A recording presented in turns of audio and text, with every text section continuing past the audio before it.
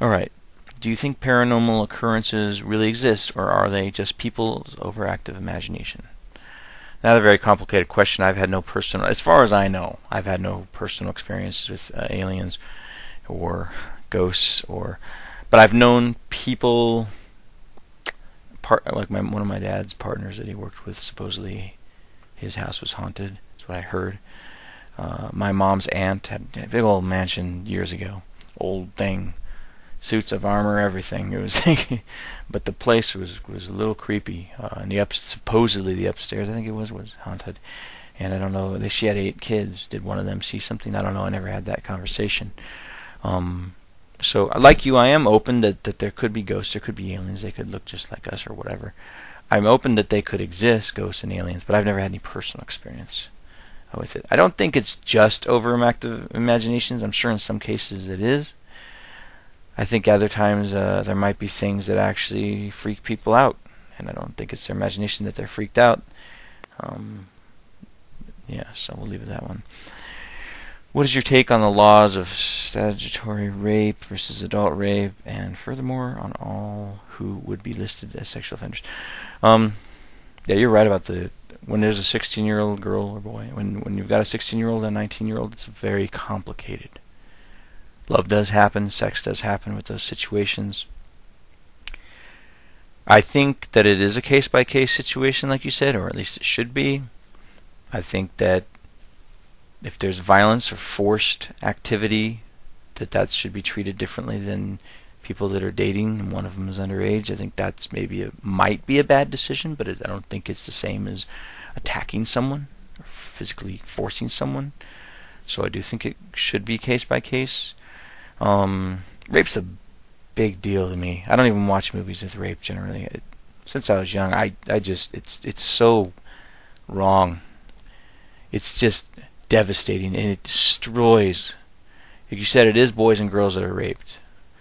But I have met so many girls that have been raped in one form or another, and they don't even necessarily come from bad families or anything. They're just, but it has really hurt them, and it takes I can't even explain what it does to a girl. I mean, like I said, it does happen to guys. I haven't met any guys, I don't think, that it happened to, but it just devastates their self-esteem, and they could end up going into 3, 4, 5 or more relationships that are all bad.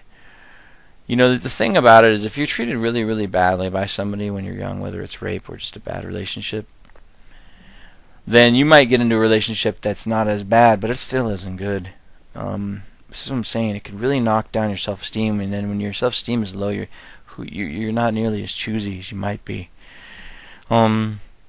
As far as adult rapists, like anything to do with a violent act, I do think that adults and younger people, it should be treated differently. I don't know. I'm not going to say what should happen or not happen, but I will say that adults that do it, first thing that pops in my head is they should go to jail for 2 or 3 years. And I know that sounds insane, but I don't know. I have a really huge problem. It's one of the worst things in the world to have somebody rape you, or murder obviously is the worst, or whatever. And there's a lot of torture. There's all kinds of worse, maybe quote unquote worse things than rape.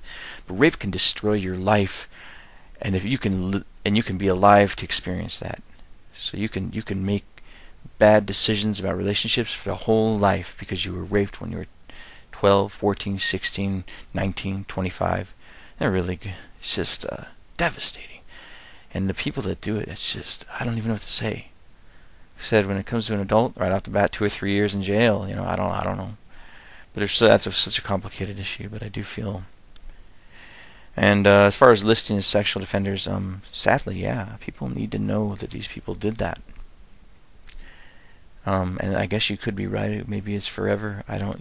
Maybe that's just the way it is. It's just there's certain mistakes that people make in their life that can stick with them forever, and it's just devastating. Okay. Is censorship necessary for society, i.e. FCC, etc.? Well, I'm kind of with you on this. Me personally, I don't want to be around a lot of obscenities. I grew up I actually grew up with my mom cussed. She did cuss. A lot of several people in my family have some pretty decent tempers, so there was cussing, and it flew. And my brother and I, used cuss words, and friends of ours probably learned it from us. But what I noticed about my brother and I both is, as we got older, we just kind of lost interest in it. He has 2 boys, so he became hypersensitive about cussing around them, or people cussing around him.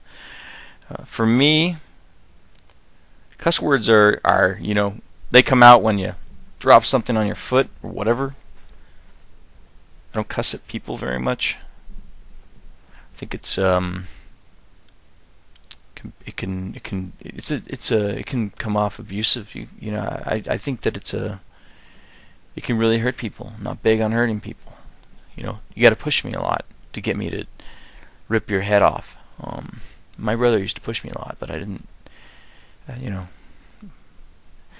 didn't generally rip his head off. I just kind of took it to a degree, and then just didn't hang around him. But as far as the internet and everything else, it's like you say. I mean, the freedom of speech is pretty big here in America, and I don't know about censorship. I don't know that it really works, and I don't really know if there's a good way to moderate. Me personally, I don't like a lot of, I don't like reading a lot of negative stuff, but online stuff. But I think you can just avoid certain things and not be around it. So, but I don't have any problem with cussing. Anyway, there you go. Thanks for doing this, Kymlee. It was really good. Hope some more people reply, either in comments or video reply. You don't need to do the video reply. You can just do it in comments.